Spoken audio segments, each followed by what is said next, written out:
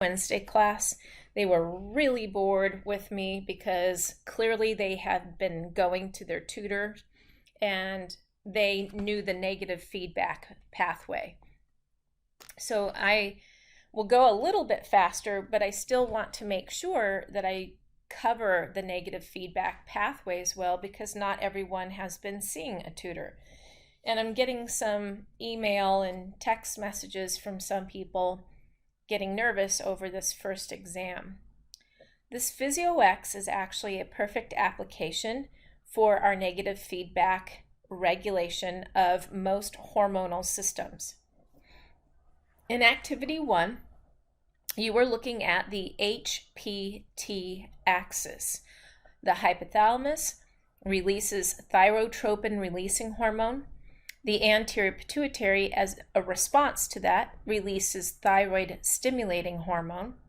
And then in response to that, the follicular cells in the thyroid gland respond to TSH in many ways.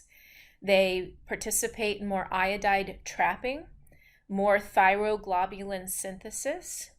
The follicular cells themselves have an increased mitotic rate, so they are making more copies of themselves, and the follicular cells get larger. Now you should keep that in mind, this higher mitotic rate and cells getting bigger, because in this activity, you should know which rats got a mass on their thyroid gland and which didn't, and you should know why. So keep that in mind, what TSH does to those follicular cells. All right. Now I just went over the HPT pathway, but here it is again. And remember, there are multiple feedback loops. There are shorter loops, and then there's a longer loop. The ultimate negative feedback is going to come from thyroid hormone feeding back to the receptors found on the hypothalamus. When those hypothalamic receptors are bound and populated by thyroid hormone, then that in turn is the feedback to the hypothalamus, which will negatively inhibit further production of TRH. We close the loop, as we like to say. So we have 3 rats that we were playing with. One was not surgically manipulated. One had its pituitary removed, and one had its thyroid removed. I find it sad sometimes during the lab exam where a student forgets that this hypophysectomized rat has had its pituitary gland removed. For some reason, hypophysectomy makes a student think, oh, hype, right? And then they start thinking hypothalamus. And we don't remove the hypothalamus. That would not be compatible with life. But your anterior pituitary, we can remove that. So that is what a hypophysectomy means. So some of these rats, with their surgical manipulation, we're going to then give injections. We're going to give thyroxine, which is T4, and I'll remind you that T4 is the most abundant type of thyroid hormone, but it is not the active form. So about 93%-ish of the thyroid hormone is released from the follicular cells in the form of T4, which means 4 iodides are attached. When cells need to use the thyroid hormone, they simply remove an iodide, and it then is converted to T3. We're also going to inject these rats with TSH, thyroid stimulating hormone, and we're also going to inject them with a drug called propylthiouracil. The first data you should look at will be the baseline readings for these rats' metabolic rate. In your workbook, whether you have your workbook or you're working on the computer. But in the activity explanation, there was a series of equations in order to calculate the rat's metabolic rate. You do not need to worry about that equation. You do not. What I want you to notice is, was the basal metabolic rate helped, improved, worsened? What happened to metabolic rate? And I'll remind you that thyroid hormone targets all cells in the body, and as a basic statement of what it does, it increases the metabolic rate for the body. So the normal rat, and we're all going to have slightly different numbers, okay? So I'm not going to talk numbers because I don't want you to feel like you did something wrong if you didn't get the exact number I did. PhySex mixes things up, meaning it gives slightly different data points to all the people that are doing it just to keep it new and fresh. So your normal rat should have had a pretty good metabolic rate in the 1700s-ish.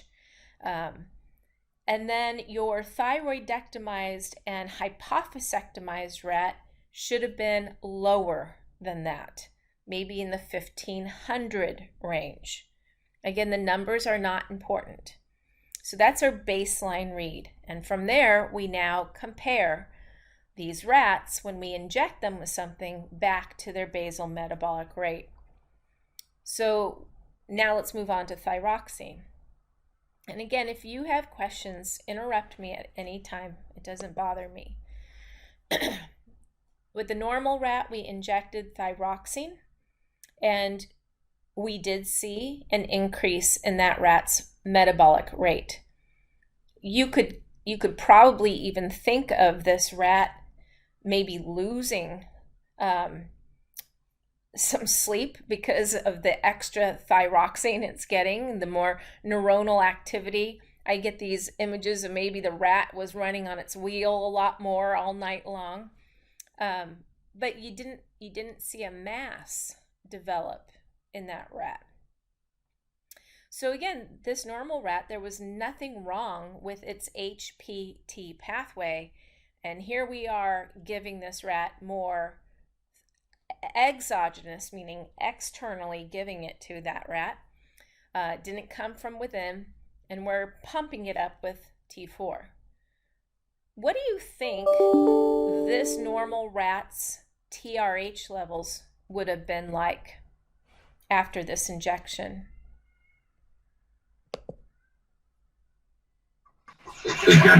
It would go down. So if this rat's TRH went down, what do you think this rat's TSH would do?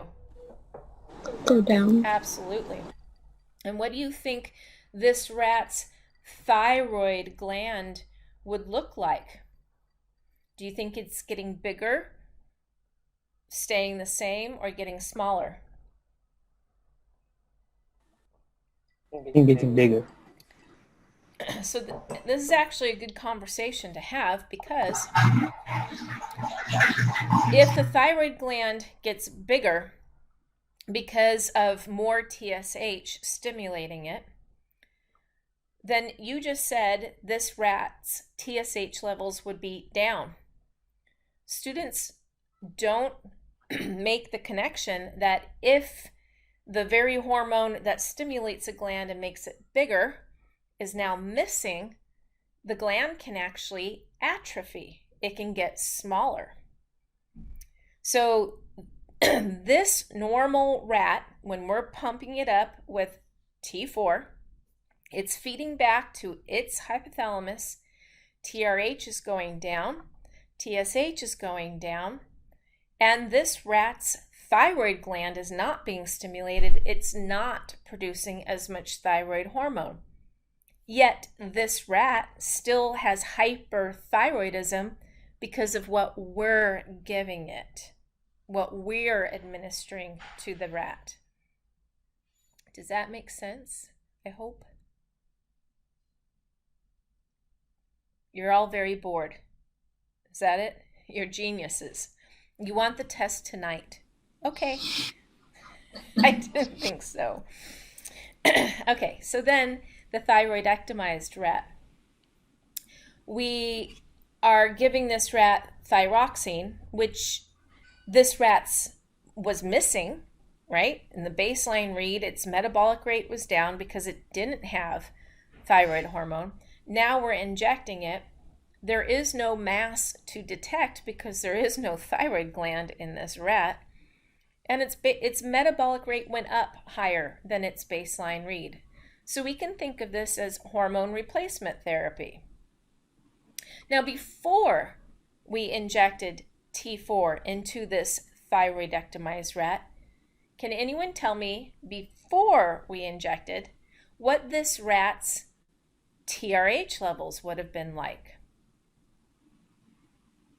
Higher. Higher.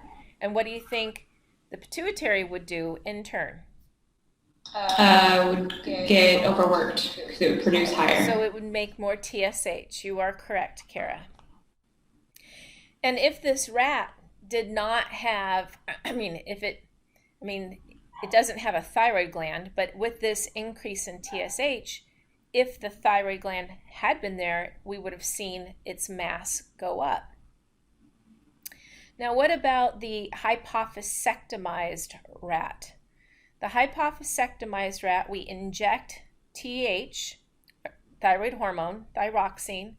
We see this rat's metabolic rate go up. There is no mass. No mass develops, even though this rat has a thyroid gland. Why? It doesn't have a pituitary gland.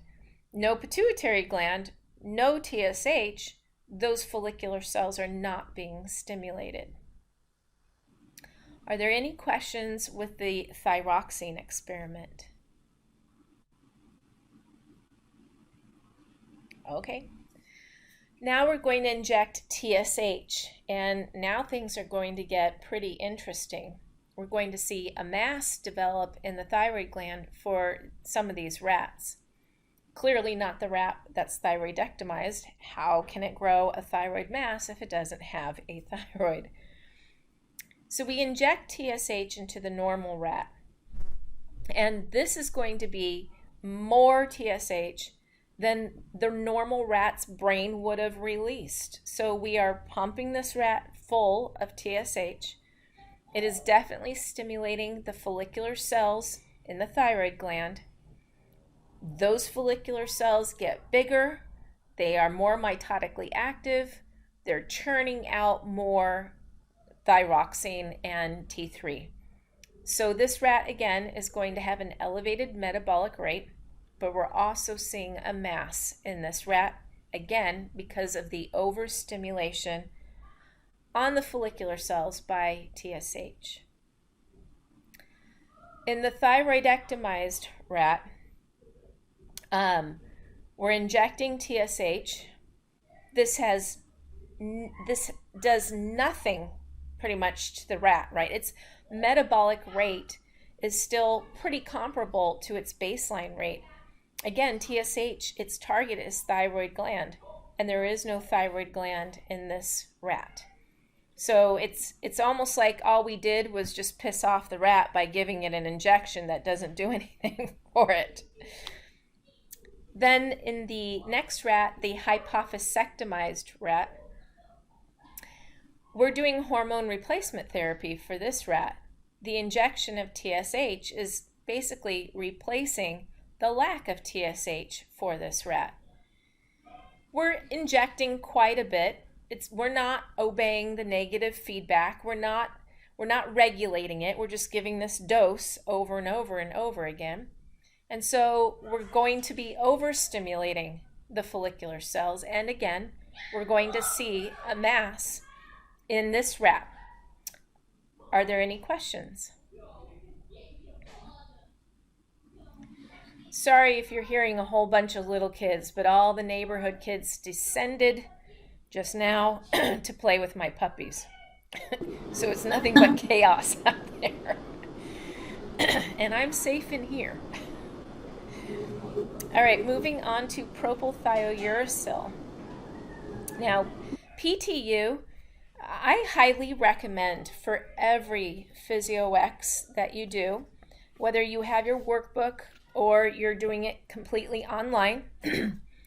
There is a section in the procedures where it says equipment used. It's usually in a box.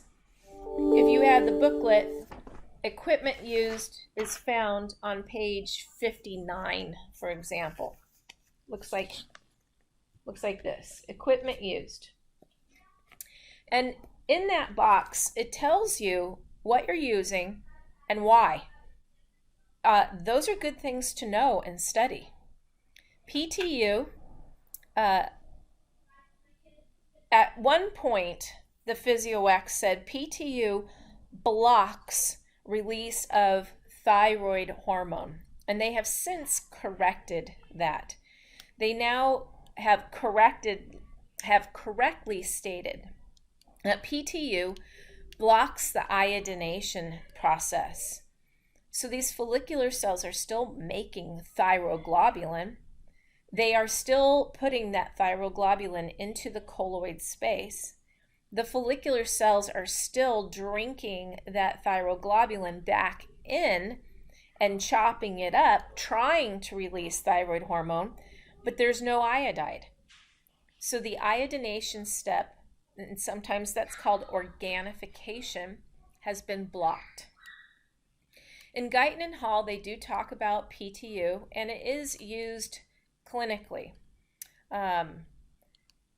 Anyway, you can read about PTU, but for us, for testing purposes, knowing that it blocks iodination, and that means the follicular cells are not going to be able to make normal thyroid hormone, useful thyroid hormone, that's enough to know.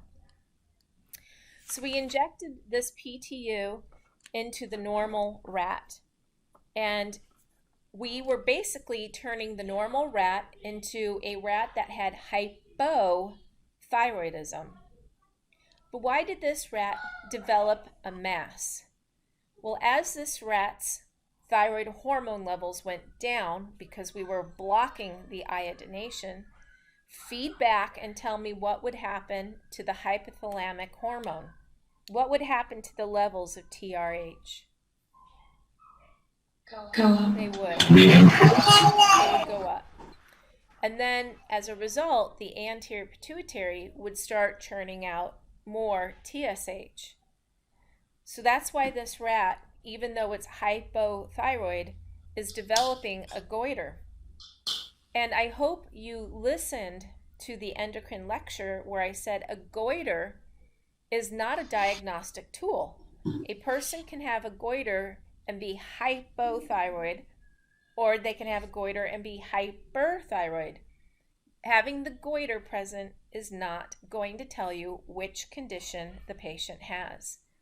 Here's a good example in this rat. It has hypothyroidism. Its metabolic rate was reduced when we injected PTU. Its TRH levels went up, TSH levels went up, and TSH is what's stimulating this rat's follicular cells to get bigger and more mitotically active. When we injected PTU into the thyroidectomized rat, well, there was no thyroid gland to target.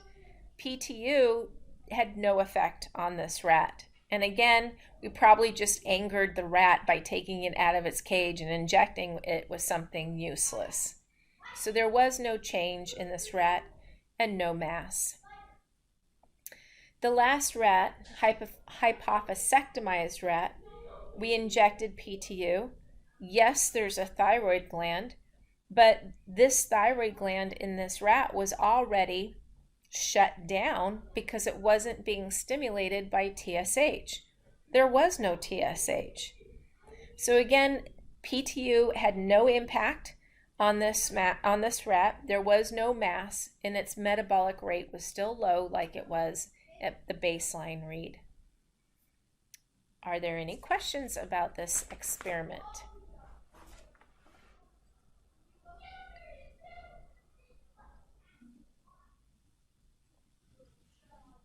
Okay, well then I'm going to move on to activity 2. Activity 2 was addressing a different kind of negative feedback for hormone regulation. In activity 1, we were looking at the HPT. In activity 2, we're now looking at a humoral mechanism. Glucose levels are regulated using a humoral mechanism. There is still negative feedback. When glucose levels go up, insulin is released, and insulin will target insulin-dependent cells. The majority of those cells are adipose tissue and skeletal muscle. And then those cells are going to take the glucose out of the plasma and bring them into the cells because glucose is a primary fuel source. The important part of activity 2 to take away was noticing that we used a spectrophotometer, and we've already learned about spectrophotometers and the Lambert-Beer law. So you should review why you had a standard curve. Notice that the standard curve in the physEx was not appropriately drawn. It should have gone through the origin. It did not. And they should have also shown you that you had to blank out. We always want to blank out any contribution that the cuvette or the solution in the cuvette, the solvent, can contribute to absorbing the light, trapping light. So we want to subtract that out. Always, always, always, when you're setting up a standard curve, you always zero or blank it out, as we say. That's like tearing your scale in chemistry. We talked about this. And our standard curve goes through the origin. Maybe that's a word from math you don't remember. The origin is where the x and the y are 0. So parentheses, 0, comma, 0, close parentheses. You do not need to memorize at all the fasting plasma glucose levels. That was addressed in a paragraph right above the equipment used again. If you have your workbook, it was on page 63, if you care to look at that. Do not memorize all the different levels for the FPG. What you should remember is the Lambert-Beer law. A standard curve, one that's reliable, has a direct relationship. That means if concentration goes up, absorbency also goes up.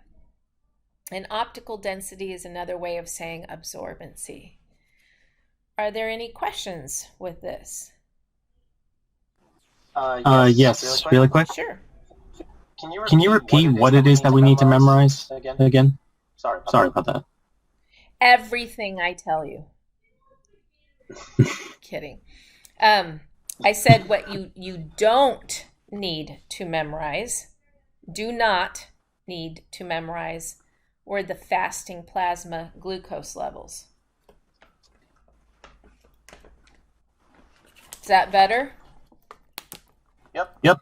Okay. That's better. And just to be clear again, I said you do not need to memorize those. Okay. Speaking of plasma glucose levels, I'm going to increase mine by eating a gummy bear. It's my little treat today. On this picture here, you're looking at the regular glucose homeostasis. And again, there's negative feedback going on. When your glucose levels go up, the pancreas releases insulin, and the insulin is going to tell body cells to take up more glucose. You can see this in the top left part of our slide. When glucose levels go down too much, maybe in between meals, the liver is going to be targeted by the pancreas with a hormone called glucagon. And glucagon is going to tell the liver to release more glucose. The liver stores a lot of glucose in a polymer form called glycogen. So when your blood glucose levels go down, glucagon levels go up, and your blood glucose levels go back up toward normal. When you eat a meal or a gummy bear and your blood glucose levels go up, insulin is released and it tells the cells of the body to take the glucose in, and then it is lowered back down. Are there any questions about activity 2? I have a question. It's not really pertaining to the activity itself, but where would hemoglobin A1C fit into this loop? You mean the test A1C? Yeah. Well, actually, I'm glad you asked because it's on this slide, and it is a common question that I get. I'm sure many of you know that diabetics have to watch their blood glucose levels. When blood glucose levels go up but can't get into the cells of the body, most cells of the body will start using alternative fuel. And you're going to learn all about this in Unit 2. When these cells are using alternative fuels like fats, you might think, well, hell, I should get diabetes. I'll start burning fat. That'll be great. The problem is that all metabolic roads try to get to the mitochondrion. That's where we make most of our ATP. The entry point to go into the mitochondrion and actually go through the Krebs cycle, the entry point is this molecule called oxaloacetate. You don't need to worry about that now, but in Unit 2 you will.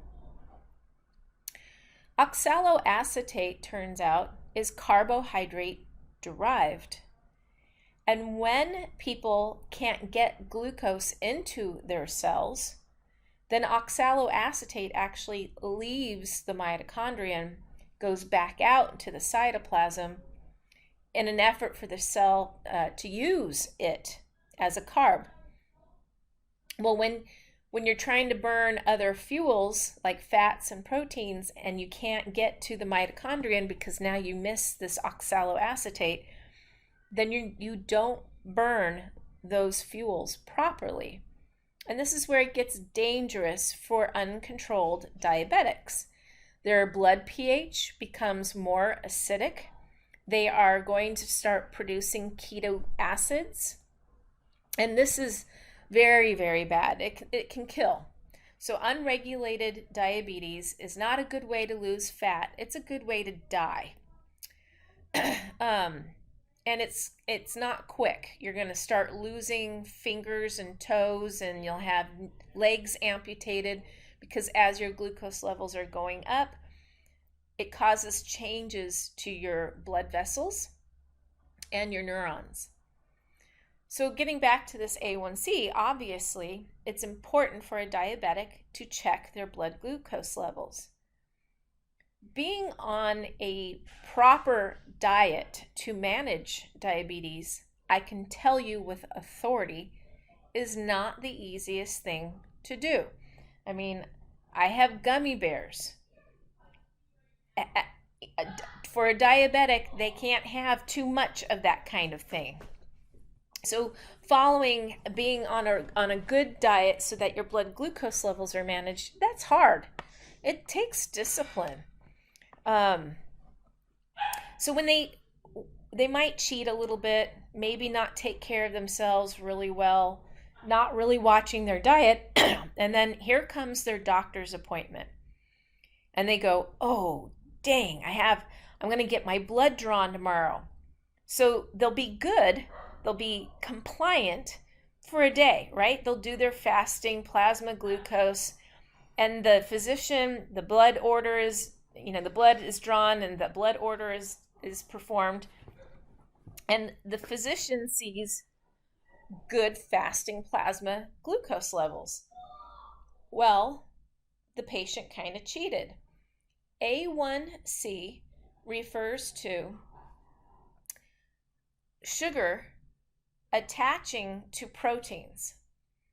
We call this glycosylated products. So when your blood glucose levels are really high, it turns out it can start attaching to blood proteins. It can attach to albumin. It can actually get into red blood cells and attach to hemoglobin. We can either look at the glycosylated albumin or the glycosylated hemoglobin. So that's your A1C, is this glycosylated blood protein product. You can't cheat on that because the turnover, you all know, red blood cells have a lifespan of about 4 months, right? So if someone's been not obeying their diet for 9 months out of the year, and then they go in for a blood draw, and they're not going to, that A1C level isn't going to go down right away. So it's another test to ensure that your patient is being compliant and not just cheating on an overnight fast. There you go. Thank you. Yeah. Yep, it's a very useful test. However, it is not a standard blood test. I get mine done pretty regularly because I had gestational diabetes.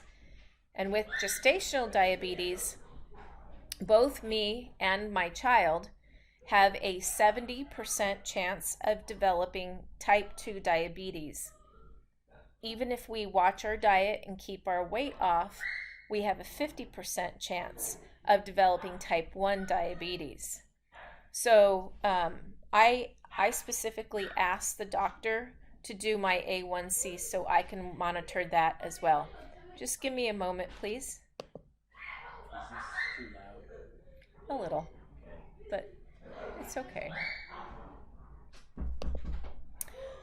Is there a way you could have prevented getting gestational diabetes? We're not sure. I mean, that's a great question, Selena. We're not sure why in some women they get it and others they don't. So when I was pregnant with I didn't have it with my first child. And they say once you're pregnant and if you develop gestational diabetes, it is almost 100% guarantee that subsequent pregnancies, you're going to have that problem too. When you have gestational diabetes, it is considered to be a high-risk pregnancy. They are going to monitor you. They are not going to let that pregnancy go over your expected due date. The scary part is that the fetus can gain a lot of weight. You can think of it like it's just surrounded with sugar, so it's gaining all this weight, and where it gains a lot of weight is in the chest area. And the head and shoulders are supposed to be the worst part of birthing this parasite. But if it's the chest area now that is bigger and the baby gets trapped in the birth canal, it can lead to the baby a difficult labor. Maybe forceps might have to be used, and that's not that. If you can avoid that, you should. And the compression on the baby's chest can make its heart stop. So they're really going to watch your baby's growth. You're going to be expected to monitor your glucose. There is no way for a mom to prevent this diagnosis, but there are risk factors. So for example, when I was pregnant with this second child of mine, there were 4 other ladies who were also pregnant in my neighborhood on my street. It was like pregnancy row. And I was exercising. I was exercising through my pregnancy. I was eating healthy. And so we all had our blood work done relatively at the same time. because we were all within weeks of each other. And I get the phone call saying I have gestational diabetes. And I remember arguing with the nurse on the phone saying, I think you've got the wrong person. It can't be me. And she said, no, I have the right person. And your fasting blood glucose levels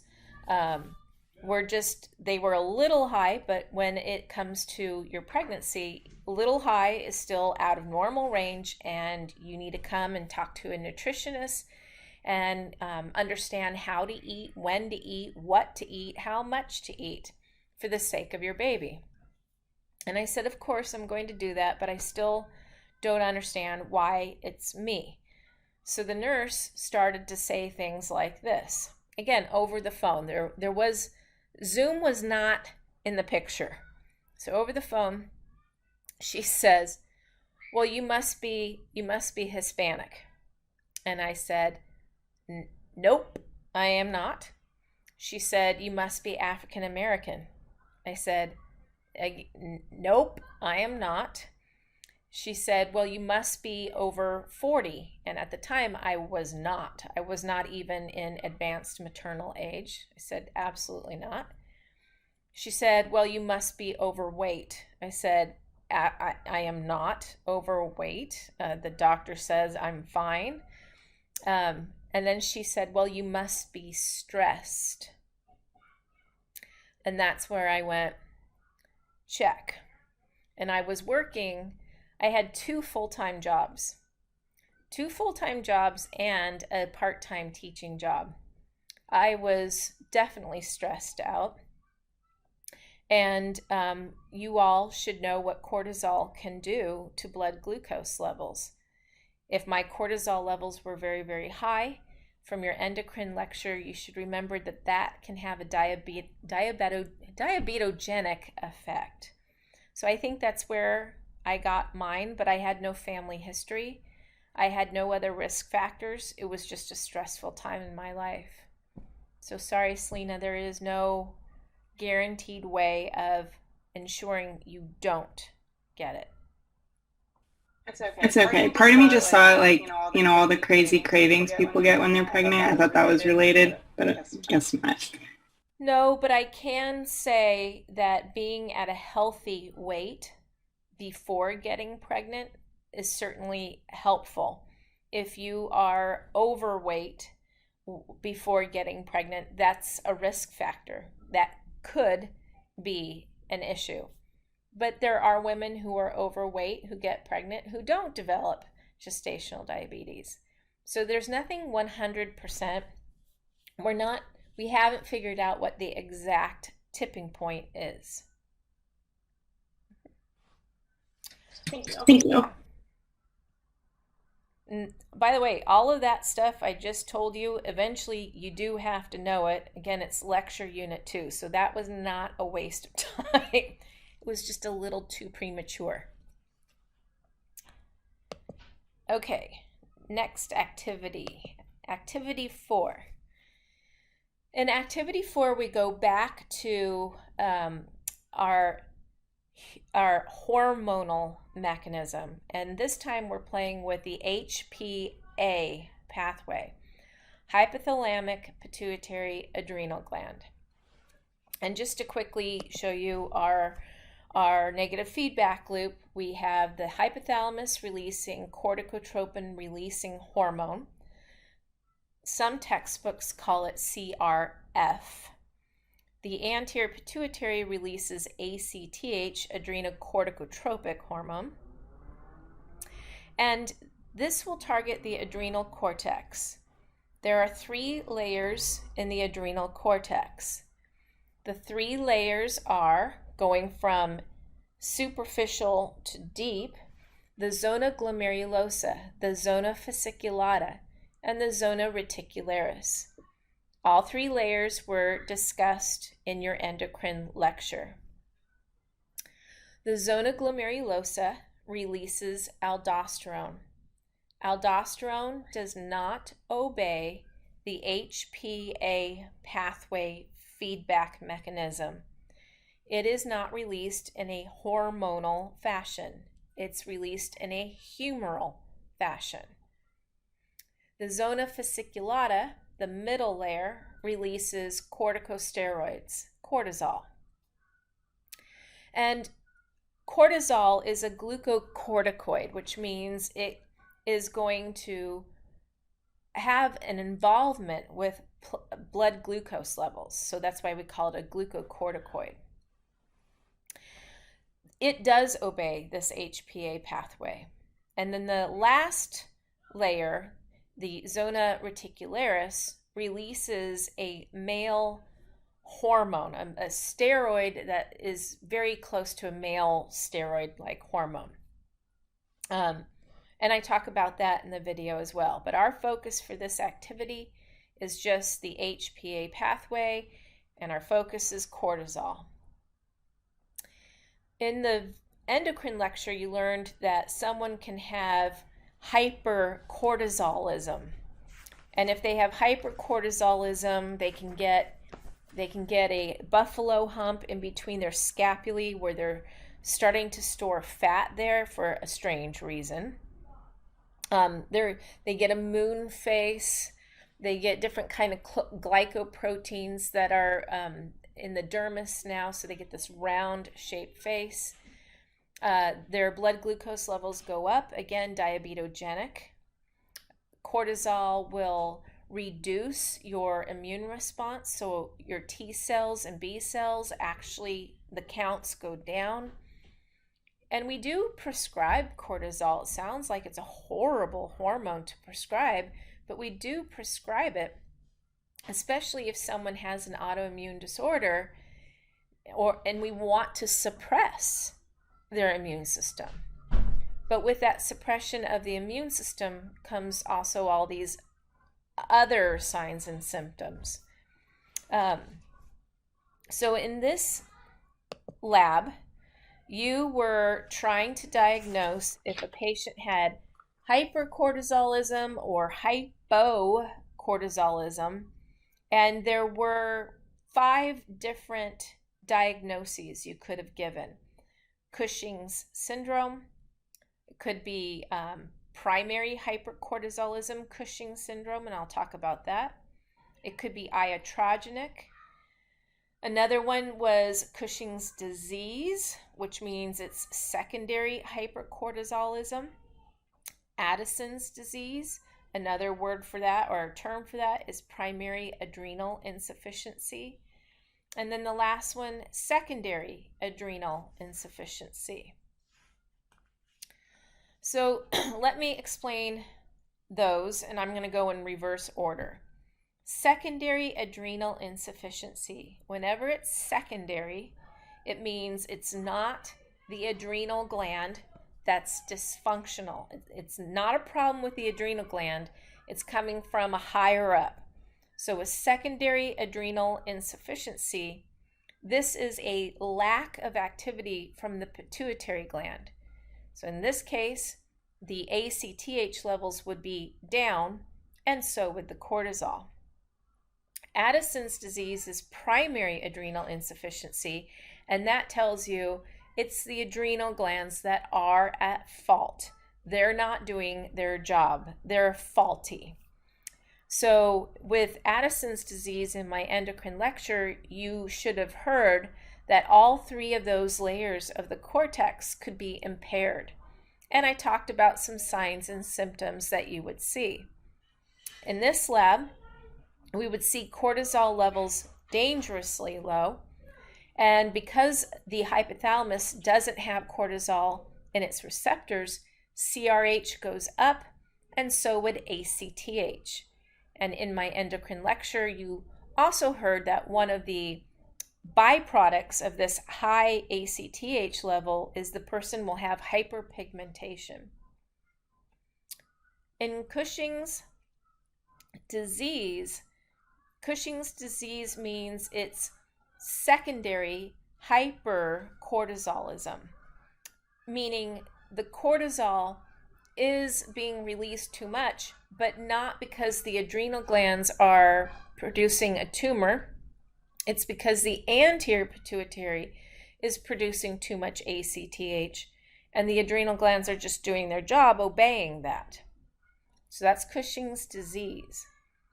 Cushing's syndrome means you still have hypercortisolism, but it's not from the anterior pituitary. It could be that you have excessive cortisol because the zona fasciculata is overproducing it. It's going rogue. You could have hypercortisolism, Cushing's syndrome, because maybe you're on a prescription for corticosteroids. Maybe you're that person who has too much of an immune response, an inflammation issue, and you've been put on glucocorticoids.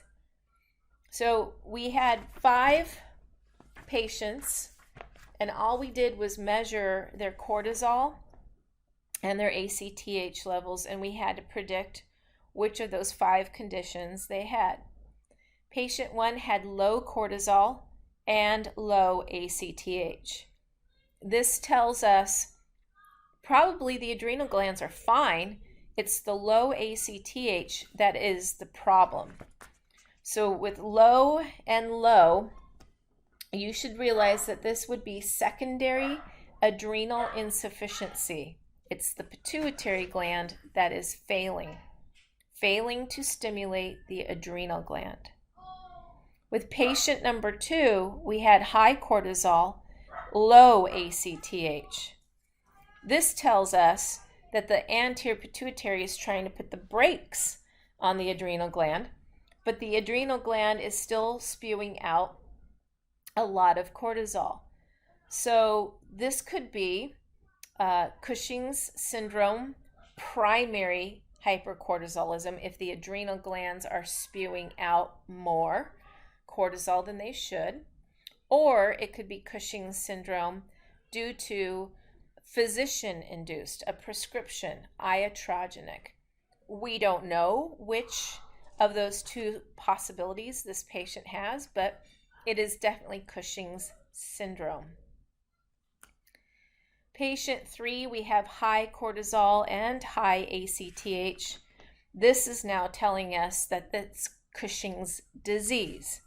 The anterior pituitary is overproducing, and this leads to more cortisol.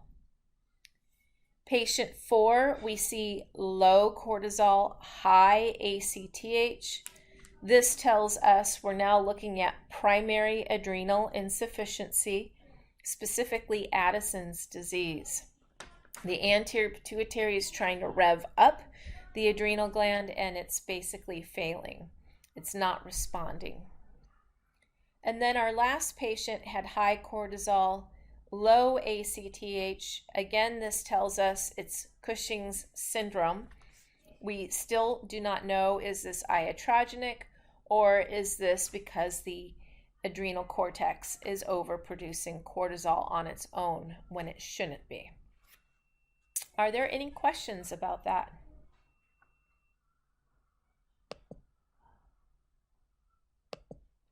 You're all very bored, just like my Monday, Wednesday class. You're geniuses.